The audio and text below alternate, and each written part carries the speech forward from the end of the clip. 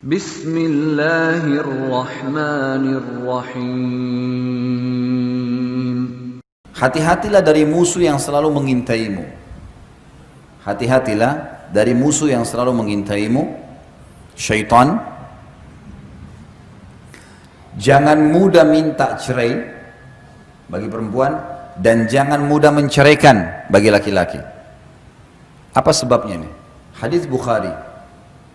Nabi SAW bersabda, iblis memiliki singgasana di lautan. Setiap hari anak cucunya melapor, saya baru buat orang mabuk, saya baru buat orang dusta, saya baru buat orang riba, saya baru buat orang zina. Sama iblis dianggap biasa semua. Ya sudah. Pas ada anak cucunya mengatakan saya baru menceraikan suami istri, sama iblis diangkat, didudukan di singgasananya, berhenti tugas. Udah, yang penting sudah rusak satu rumah tangga, cerai, itu sudah prestasi yang paling tinggi dikejar oleh iblis. Kenapa? Rusaknya rumah tangga, ributnya suami istri, Bapak Ibu sekalian, akan mengacaukan seluruh masyarakat.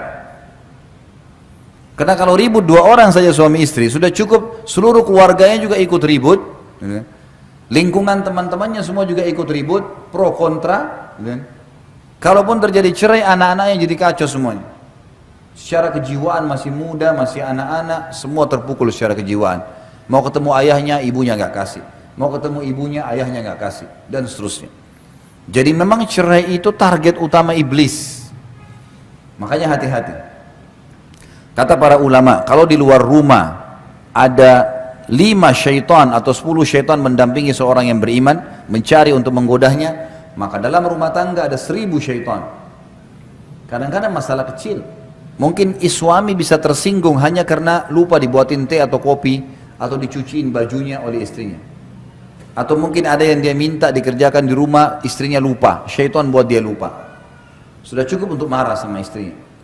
Seorang istri sudah cukup untuk marah, bahkan bisa minta cerai hanya karena ingin diantar ke satu tempat, suaminya belum sempat, yang betul ada kesibukan. Akhirnya tersinggung, kalau ibumu kau dahulukan, kalau saya tidak, panjang ceritanya. Kalimat cerai lagi, hati-hati. Kata Nabi SAW, jangan main-main di 3 hal. Pernikahan, perceraian, dan rujuk. Kembali setelah cerai, ini gak boleh main-main. Gak boleh orang dalam Islam, Bapak Ibu punya teman, kemudian Bapak Ibu punya anak laki-laki, temannya punya anak perempuan. Lalu kita bilang, Bapak Ibu ini bilang sama temannya, nanti anak kita kalau besar kita jodohin ya. Nah, ini dalam Islam berlaku kalau si teman mengatakan, oke, baik, sepakat. Anak-anak ini nggak boleh dinikahin pada saat dewasa kecuali sudah disampaikan. Dulu ayah sama ibu pernah jodohin kamu sama anak itu, mau nggak? Oh, saya nggak mau ayah, nggak mau ibu, ya sudah. Kalau enggak ini terikat, ada hukum di sini. Karena dua-duanya sudah sepakat, dan kata ulama masuk dalam hadis Nabi SAW, al-mu'minuna ala syurutihim, orang-orang mukmin terikat dengan syarat yang telah disepakati. Nggak boleh nih nikah, nggak boleh main-main. Makanya kalau ada yang bercanda pun, nanti kita jodohin anak kita ya, itu tergantung kalau Allah takdirin. Nggak bisa saya katakan kalau iya ini anak-anak terikat nih, nggak boleh. Cerai nggak boleh nih, ucapin sembarangan, apalagi bapak-bapak, hati-hati pengucapan kalimat cerai. Dan kata ulama, hikmah kenapa cerai di tangan laki-laki bukan tangan perempuan, karena mereka pakai akal fikiran. Kalau mau menceraikan masih berpikir nih, ini kedepannya bagaimana, ini nanti bagaimana, anak bagaimana, panjang nih ceritanya. Kalau perempuan tidak, pokoknya ceraikan saya tidak mau tahu, besok apa terjadi ini urusan nanti. Padahal kalau sudah diceraikan pergi ke rumah orang tuanya, nyesel juga nanti, jadi masalah juga nanti. Banyak orang begitu. Berapa banyak akhwat muslimat yang tanya kepada saya, Ustaz, saya nyesal Ustaz, saya sudah sering tekan suami saya minta cerai, sekarang akhirnya saya diceraikan, saya mau kembali sudah susah. Suami saya sudah sering ucapin sampai 3 kali. Ya hukum syar'i. Kenapa ibu main-main? Gak boleh main-main. Bapak-bapak juga gak boleh main-main nih. Darurat sekali baru diucapin kalimat itu. Betul-betul patokannya adalah pelanggaran agama.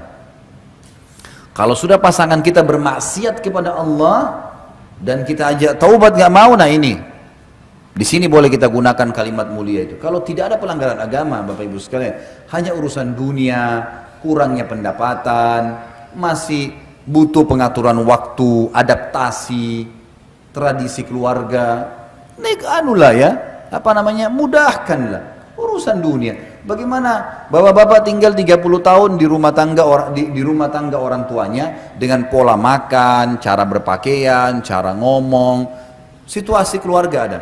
Ibu-ibu 20 tahun, 25 tahun tinggal di orang tuanya juga dengan pola makan, cara hidup. Berbeda ini. Tiba-tiba disatuin dalam satu rumah tangga.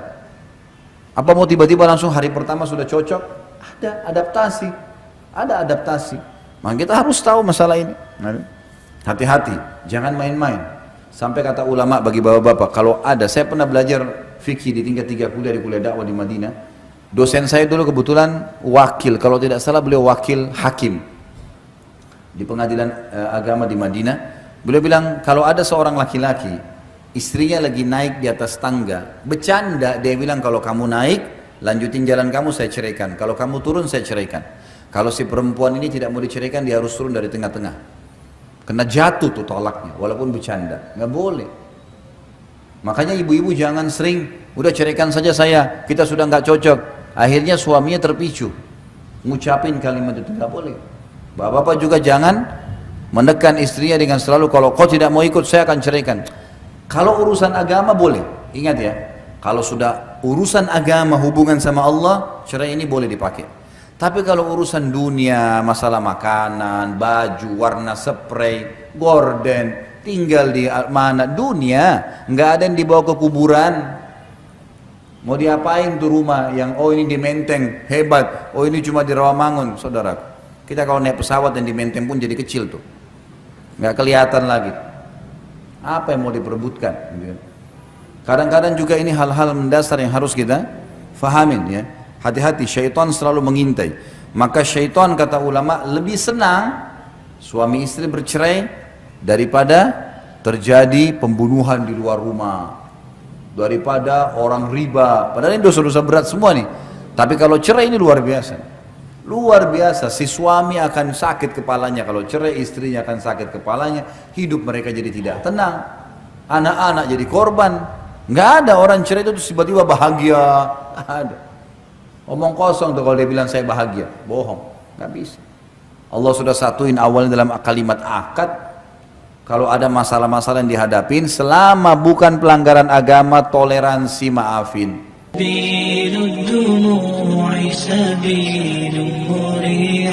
تنهدى يا صاحي كي تستريح